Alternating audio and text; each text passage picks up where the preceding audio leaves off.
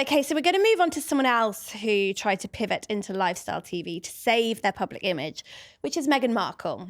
Now, I'm not the one making that comparison because the internet has very much got there first. You only need to look at the comments on Holly's promo videos of this, and Meghan's name comes up constantly because obviously she did the same thing with Love Meghan, which was her big Netflix show, which was revolting.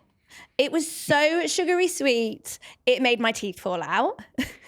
Yeah, but what do you really think? I just thought, is the reality in the room because it's left the building? It was wild. It was mind-blowingly bonkers. And I think what she did was overplay her hand because basically she tapped into, with the lifestyle thing, the idea that the person watching at home almost wants to be you. And let's face it, in her mind, and lots of people's minds actually, she married a prince. You know, she married a prince from England and then went off to Montecito and lived happily ever after. And she thought, right, everybody wants to be me. I think there genuinely was a bit of that. And there's probably a lot of truth in it. I think a lot of people do want to be her. I wouldn't mind living in Montecito. I don't know about you, but if I had Meghan's life, I would not be spending my time picking lavender stalks to lovingly tie a bow around to hand to my child over breakfast. No, and I wouldn't be scattering flowers across absolutely everything, whether it's like edible or not. But that was her thing, wasn't it? Yeah. But I also think that the trouble with the Meghan show was that although she was selling this lifestyle of a semi-royal and a huge sort of Hollywood celebrity, some of the stuff that she made, there's one point in which she was sort of making this thing that was basically an omelette. And I was like, well, I used to make that when I was a student at age 20. This is not something to aspire to. This is something I've sort of, drawn a veil over in my youth. Yeah. It was a very strange show. I think you'll agree. Yeah, absolutely. It was funny in that it's very difficult because she was doing something which, as we've just described lifestyle shows before, a hug in a mug, but she was trying to bring this aspirational vibe to it. And I don't think the two fit together.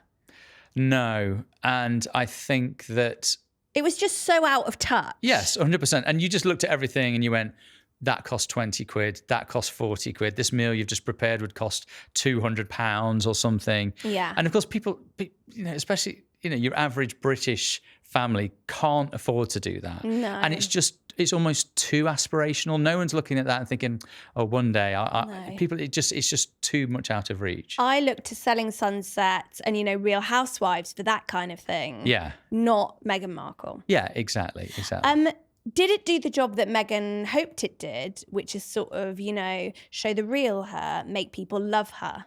I would say the answer to that is that there is no season 3. Mm-hmm. But she did get to season 2. She did, although I strongly suspect that was done as part of a deal because I know that. I mean, let's face it, you would try and push for a 2-season deal, wouldn't you? And I think if anyone's going to get it, especially with the money that Netflix paid them, it would be Meghan. Mm-hmm. But I think it's very telling that she's not got another season. Yeah. And I think that tells you all you need to know, really. Yeah, absolutely. It doesn't seem like she's taken the hint, though.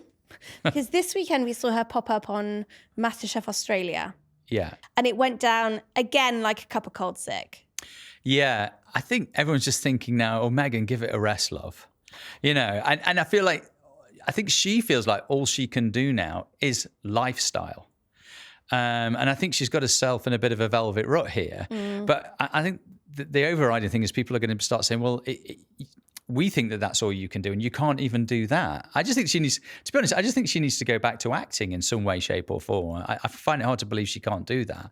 But I think that lifestyle, like I said before, is seen as the last resort of people that don't really know what else to do. So the minute she pops up doing it, and bearing in mind she's on MasterChef with some absolute, culinary A-star geniuses, she isn't one of those things. Everybody knows that. So she just looks so out of place.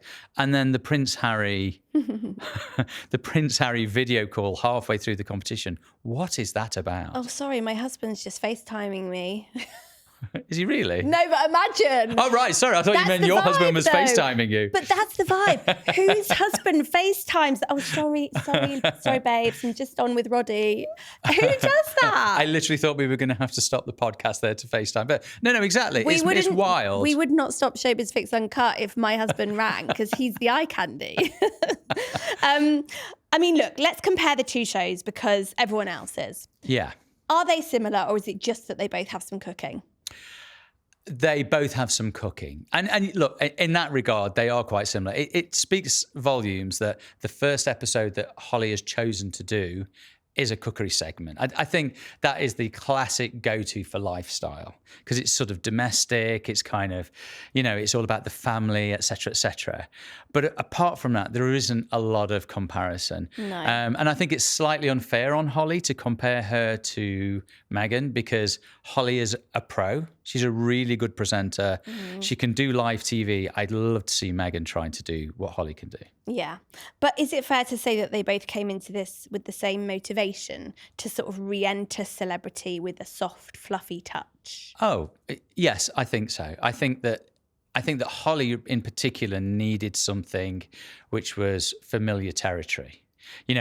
She's gone through an awful lot. She doesn't want to go through any more trauma, if you like.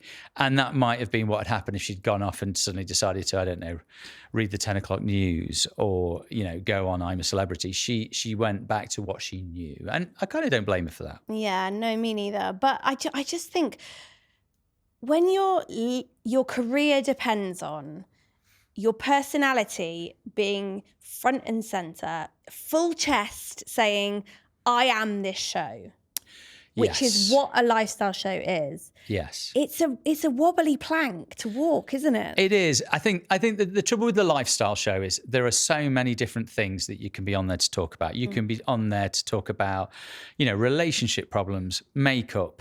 You can be on there to talk about interiors. You can be on there to do like a bit of an agony aunt thing.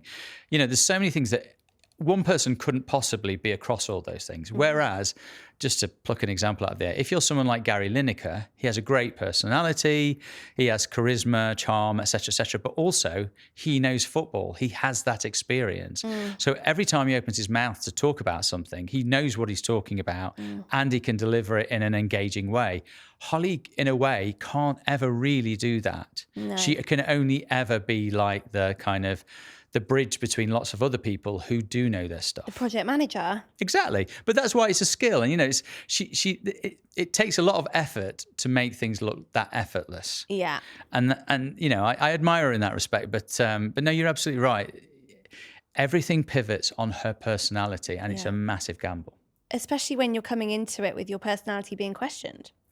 Well, yes, this is, she definitely did come out of the whole This Morning thing with her personality questioned. Yeah. So do we think that Holly's Together might suffer the same fate as With Love Meghan? I think the benefit that she has is that this project won't have cost as much. She can probably let it ride out for a lot longer, because you've got to remember, With Love Meghan, I think it went out the first episode in March last year, and then there was a second episode later in the year, and then I think the Christmas special. So in a very short space of time, it was all put out there, and then it was very much like, nah, this is over. Whereas I think Holly, she's only doing 2 episodes a week. Right. So she can trundle along quite nicely, and maybe she'll build up that YouTube following, who knows? So I think that she will get a greater crack of the whip than Meghan did.